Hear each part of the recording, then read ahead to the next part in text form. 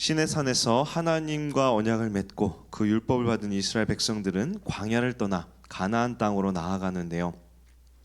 이스라엘 백성은 그냥 가서 땅을 차지하러 가는 것이 아니라 광야를 지나 가나안 백성들과 전투를 해서 정복했어야 했기에 새롭게 정비를 해야만 했습니다. 그래서 하나님께서는 이스라엘 백성의 수, 모든 백성이 아닌 20세 이상의 남자들만을 숫자를 세게 하시고 또 각 지파마다 어떻게 진을 치고 어떻게 행군해야 하는지를 말씀하는데요.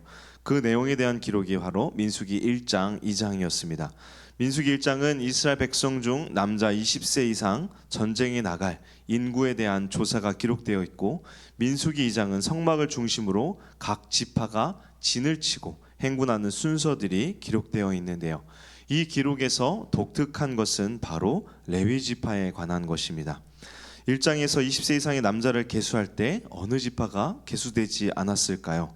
바로 레위 지파입니다. 하나님께서는 왜 레위 지파를 계수하지 못하게 하셨을까요? 레위 지파는 전쟁에 참여하지 않는 지파였기 때문입니다. 유일하게 레위 지파는 전쟁에 참여하지 않고 무엇을 해야 할까요? 하나님께서 레위 지파에게 주신 임무는 무엇입니까? 민수기 1장 50절에서 51절에 이렇게 말씀하는데요. 그들에게 증거의 성막과 그 모든 기구와 그 모든 부속품을 관리하게 하라. 그들은 성막과 그 모든 기구를 운반하며 거기서 봉사하며 성막 주위에 진을 칠지며, 성막을 운반할 때에는 레위인이 그것을 걷고 성막을 세울 때에는 레위인이 그것을 세울 것이요 외인이 가까이 오면 죽일지며. 하나님께서는 레위 지파에게 전쟁이 아니라 하나님의 성막을 관리하고 운반하는 임무를 맡기셨죠. 그렇게 레위 지파는 전체 계수에 포함되지 않았던 것입니다. 또한 민수기 2장에 기록된 진 편성과 행군에도 레위 지파는 포함되어 있지 않죠. 어제 새벽에 담임 목사님을 통해 진 편성을 보았는데요. 그 그림은 완성된 진 편성입니다. 그림을 보시면 각 지파들이 둘러 있고 성막의 가운데 레위 지파들이 있는데요. 이것은 완성된 그림이고 나중에 우리 3장 4장에서 볼 텐데요.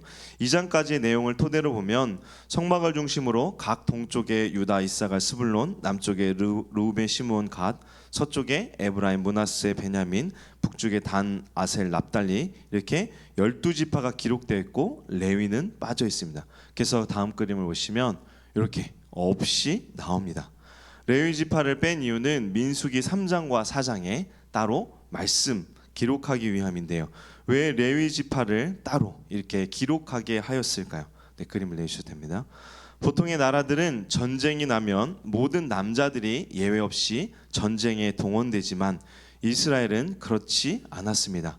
왜냐하면 세상의 나라들과 달리 이스라엘은 전쟁이 목적이거나 생존이 목적이 아니라 하나님을 예배하며 하나님의 영광을 드러내는 것이 목적이기 때문입니다. 그래서 이스라엘은 무엇이 가장 중요했는가 하면 바로 하나님이십니다. 이스라엘은 자신들의 능력으로 큰 민족을 이루고 애굽에서 해방되어 가나안으로 진군해 가는 것이 아니죠. 하나님께서 아브라함과의 약속대로 언약대로 큰 민족을 이루게 하셨고 애굽의 노예에서 풀어주셨으며 가나안을 정복하도록 하신 것입니다. 이 모든 일들이 누구로 비롯되어 가능하게 되었는가 하면 바로 하나님이십니다. 하나님께서 이스라엘을 택하셨고 그들로 큰 민족을 이루시고 가나안을 정복하도록 하신 것입니다. 이 과정에서 이스라엘이 드러나야 되는 것이 있는데 바로 살아계신 하나님입니다. 문제는 인간의 방식으로 참 하나님을 드러낼 수 없다는 것입니다. 하나님은 거룩하신 분이기에 결코 타락한 인간의 방식으로 하나님을 온전히 드러낼 수 없습니다. 오히려 하나님의 영광을 훼손할 뿐이죠. 그래야 하나님께서는 인간의 방식이 아니라 하나님의 방식으로 이스라엘 백성과 함께 하시고 그들을 인도하고 계심을 드러내도록 하셨는데, 그것이 바로 성막, 이제 후에는 성전이 되는데요. 이 성막이 바로 하나님의 언약을 보여주고 하나님이 그들과 함께 하심을 나타내는 것입니다. 즉 하나님께서는 이스라엘 백성 안에 성막을 두심으로 그들과 함께 하셨고 그들을 친히 도우시고 지키셨던 것입니다. 그렇게 이스라엘은 무엇 중심으로 조직이 되고 전쟁을 치러야 하는가 하면 바로 이 성막, 하나님의 임재의 상징인 성막을 중심으로 모든 것을 해야 합니다. 성막은 제가 방금 전에 말씀드린 대로 하나님의 임재의 장소입니다. 그렇기에 거룩한 장소이죠. 이 거룩한 성막을 아무나 맡으면 어떻게 될까요? 민수기 1장 51절과 53절에 보면 하나님의 진노가 그들 가운데 임하게 될 것이라 말씀하는데요. 성막을 운반할 때에는 레위인이 그것을 걷고 성막을 세울 때에는 레위인이 그것을 세울 것이요 외인이 가까이 하면 죽일지며 53절에 보면 레위는 증거의 성막 사방에 진을 쳐서 이스라엘 자손의 회중에게 진노가 임하지 않게 할 것이라 레위는 증거의 성막에 대한 책임을 지킬지니라 하셨음이라 라고 말씀합니다. 결코 아무나 맡을 수 없고 오직 하나님께서 택한 사람들만이 하나님을 섬기게 하셨는데 하나님께서는 이스라엘 백성들 중 이 레위 지파를 택하여 하나님을 섬기게 하신 것입니다. 그렇게 레위 지파는 군대로 동원되는 것이 아니라 하나님의 성막을 섬기도록 따로 구별되었고 이 성막을 중심으로 이스라엘 백성들이 생활을 하기에 하나님께서는 레위인의 이 임무에 대해서 더 자세하게 기록하여 이 레위 지파 사람들이 성막을 섬기는 일에 실수하지 않고 온전히 힘쓰도록 했던 것입니다. 성막에서 가장 중요한 것은 제사인데요. 하나님께서는 이 제사도 따로 구별된 레위 지파들이 모두 제사를 드릴 수 있도록 허락하신 것이 아니라 아론과 그의 아들들을 제사장으로 택하셔서 그들만 제사, 이 예배를 인도할 수 있도록 하셨습니다. 민수기 3장 오늘 본문 3장 2절 3절을 보시면 아론의 아들들의 이름은 이러하니 장자는 나답이요 다음은 아비와 엘라살과 이다말이니 이는 아론의 아들들의 이름이며 그들은 기름 부음을 받고 거룩하게 구별되어 제사장 직분을 위임받은 제사장들이라 라고 말씀합니다. 하나님께서는 아론과 그의 아들들에게 기름을 따로 또 부어서 제사장 직분을 위임하셨는데요. 이들에게 가장 중요한 것은 거룩함입니다. 그래서 3절에 거룩하게 구별되었다라고 말씀하죠. 제사장은 하나님과 사람 사이의 중보자로 이 사람의 죄를 대속하는 제사를 맡아야 했기에 특별히 더 성별된 삶을 살아야 했습니다. 율법과 또 이 제사를 지내는 규례를 더 철저하게 지켜야 했는데 4절에 보면 이러한 제사장의 직무를 가볍게 여겨 하나님의 진노를 받은 자를 말씀하죠. 4절에 나답과 아비후는 시내 광야에서 여호와 앞에 다른 불을 들이다가 여호와 앞에서 죽어 자식이 없었으며 엘라살과 이다말이 그의 아버지 아론 앞에서 제사장의 직분을 행하였더라. 아론의 장남과 차남이었던 나답과 아비후가 하나님 앞에 다른 불을 들이다가 죽었다고 말씀합니다. 이게 레위기 10장 1절 2절에 보면은 그 기록이 자세히 나와 있는데요. 아론의 아들 나답과 아비후가 각기 향로를 가져다가 여호와께서 명령하시지 아니하신 다른 불을 담아 여호와 앞에 분향하였더니 불이 여호와 앞에서 나와 그들을 삼킴에 그들이 여호와 앞에서 죽은지라. 아마도 나답과 아비후는 이렇게 술에 취해서 하나님께서 명령하신 불이 아니라 다른 불을 담아서 분향했던 것 같습니다. 근데 하나님께서는 이러한 나답과 아비후를 즉각 심판하셨습니다. 왜냐하면 하나님의 명령에 가장 엄격하게 준행해야 그래야지 하나님의 거룩을 드러내야 할 이 제사장인데 이 제사장이 하나님의 명령에 불순종함으로 하나님의 거룩이 훼손되었고 또 백성들에게도 그 모습이 본이 되지 않기에 하나님께서는 이 나답과 아비후를 즉시로 심판하신 것입니다. 즉 예배는 누구의 뜻대로 드려져야 하는가, 이 사건을 통해서 우리에게 말씀하는 게 있는데 하나님의 뜻대로 예배가 드려져야 함을 말씀합니다. 우리가 아무리 좋은 것을 가져다가 하나님을 예배할지라도 하나님의 명령대로 그 말씀대로가 아니면 그것은 바른 제사, 바른 예배가 될 수 없습니다. 우리가 참된 예배는 오직 하나님의 말씀에 순종하며 드리는 것임을 우리가 기억해야 하고요.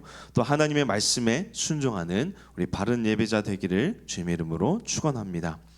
나답과 아비후가 죽게 되자 하나님께서는 아론의 셋째 아들인 엘르아살과 넷째인 이다말을 제사장으로 삼으십니다. 그리고 레위 지파로 하여금 이 제사장을 섬기도록 명령하시는데요. 7절과 8절에 보시면 그들은 레위인입니다. 회막 앞에서 아론의 직무와 온 회중의 직무를 위하여 회막에서 심우하되 8절에 곧 회막의 모든 기구를 맡아 지키며 이스라엘 자손의 직무를 위하여 성막에서 심우할지니라고 말씀합니다. 하나님께서는 레위인들로 하여금 거룩한 회막을 지키도록 하셨고 이와 더불어 제사장을 섬기어 제사의 모든 임무를 돕도록 명령하신 것입니다. 하나님께서는 레위인을 따로 택하신 이유, 하나님께서 그들로 하나님의 성막을 지키고 또 제사장을 섬기어 온전한 제사를 드리도록 선택하신 이유를 12절 13절에 말씀하시는데요. 보시면 보라, 내가 이스라엘 자손 중에서 레위인을 택하여 이스라엘 자손 중에 태를 열어 태어난 모든 자를 대신하게 하였은즉 레위인은 내 것이라. 처음 태어난 자는 다 내 것임은 내가 애굽 땅에서 처음 태어난 자를 다 죽이던 날에 이스라엘의 처음 태어난 자는 사람이나 짐승을 다 거룩하게 구별하였음이니 그들은 내 것이 될 것임이니라. 나는 여호와이니라. 하나님께서 이스라엘 백성을 애굽에서 구원하실 때 애굽의 장자들은 죽이고 이스라엘의 장자들은 어린 양을 대신 죽임으로 살리셨는데요.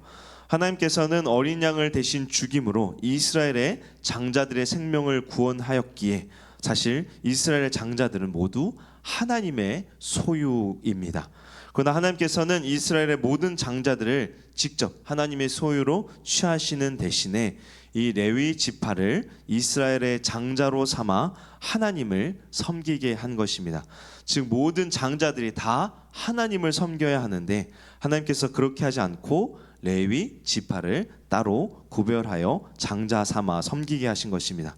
그렇게 하나님께서는 12절에 레위인을 택하여 이스라엘 자손 중에 태를 열어 태어난 모든 자를 대신하였다라고 말씀하는 것입니다. 이처럼 하나님께서는 레위인을 이스라엘 백성들과 따로 구별하사 성막을 지키고 제사장을 섬기도록 하셨는데요. 이렇게 하신 이유는 그들이 좋은 가문이거나 탁월해서가 아니라 하나님께서 레위인들을 통해 영광 받으시기를 원하셨기 때문입니다. 레위인들의 섬김을 통해 성막이 온전히 지켜지고 또 하나님의 이 예배가 바르게 드려지게 되어서 이스라엘 백성들이 하나님 중심, 성막 중심의 바른 삶을 살게 되는 것입니다. 하나님께서는 레위인들처럼 우리들도 하나님께서 기쁘신 뜻대로 너는 내 것이라고 택하시고 또 구별된 삶을 살게 하셨습니다. 하나님께서는 레위인들처럼 우리를 통해 예배가 회복되게 하시고 우리의 순종과 기도로 가정과 일터, 교회와 나라가 회복하게 하시기를 원하십니다. 우리를 통해 우리가 하나님의 영광을 드러내며 레위 사람들처럼 하나님의 나라가 온전히 세워지는 역할을 맡겨 주신 것입니다. 우리가 그렇기에 하나님의 영광이 드러나도록 하나님의 나라가 세워지도록 우리가 하나님의 말씀에 순종하며 하나님의 뜻 안에서 살아가야 될 줄 믿습니다. 우리는 항상 하나님께서 영적 제사장으로 우리를 부르셨음을 기억하며 날마다 우리에게 주신 말씀을 가까이 하고 또 기도하며 또 세상에서 그리스도를 증거함으로 하나님 중심의 삶을 살아가며 하나님께서 기뻐하시는 삶을 살아가는 우리 모두 되기를 주님의 이름으로 축원합니다. 함께 기도하겠습니다. 거룩하신 하나님, 오늘 말씀을 통해 우리들도 레위 지파처럼 하나님의 거룩한 영적 제사장으로 부름받은 자들임을 깨닫게 하시니 감사합니다. 우리가 하나님의 소유이며 하나님의 거룩한 자녀임을 날마다 기억하며 언제나 말씀과 믿음 안에 거하게 하사 주의 말씀에 순종함으로 주님의 몸된 교회를 사랑으로 섬기고 세상에서 빛과 소금으로 온전히 살아가도록 우리에게 한없는 은혜를 베풀어 주시옵소서. 감사드리며 우리를 죄에서 구원하신 예수 그리스도 이름으로 기도합니다. 아멘.